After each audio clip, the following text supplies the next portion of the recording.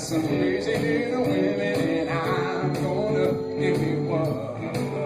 What is social media? The term gets bandied around a lot, and I've yet to find a really good, meaningful definition of it. So my own definition of it is that it is the intersection of social networking and technology.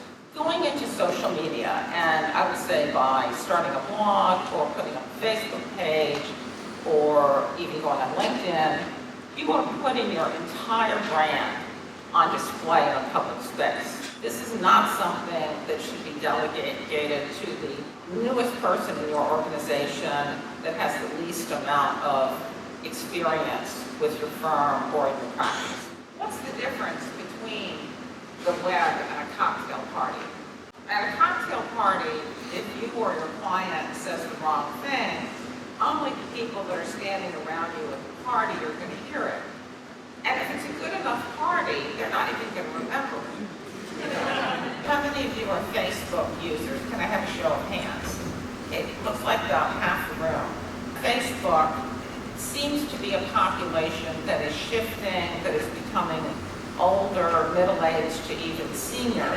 And there are other social media platforms. So that was a trick question, we just dated ourselves? There were a number of things I put in this presentation that I thought would be funny. That was not one of them. There was one firm I came across, and I hope they're not represented in the room because I don't want to embarrass anybody, but they had pictures of their file room and pictures of boxes that were documents that were being produced in discovery. And it was hard for me to really understand what they were thinking. YouTube, as you know, is videos, as opposed to, unlike Instagram, which is pictures, or Facebook, which is pictures and words, LinkedIn, which is mostly a lot of words. How would a bankruptcy professional utilize YouTube? Let's say, hypothetically, that you were going to be a speaker at a bankruptcy conference. You were able to drag your long-suffering spouse, who just happened to have a video camera, to the conference. Let's say that long-suffering spouse was willing to sit through an hour-and-a-half legal presentation and video your panel, and then be so kind as to edit the video to have the most favorable clips. The spouse would post it on YouTube. Then you could send that YouTube link to your clients and contacts in an email blast, or you could post it to your blog, or to your LinkedIn page, or on Facebook. My husband and I had gone to see Kinky Boots.